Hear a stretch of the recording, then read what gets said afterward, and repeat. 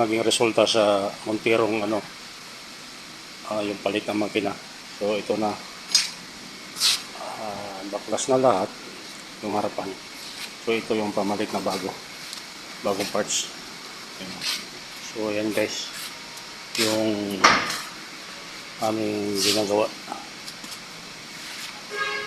So ang paglalatero mga guys, kung wala kang tiyaga dito at di mo talaga hilig, di mo kayang tarbahuin yan.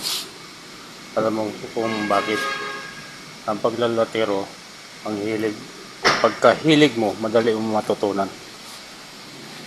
Kasi kung di mo talaga type yung trabaho, katulad nito, napakahirap.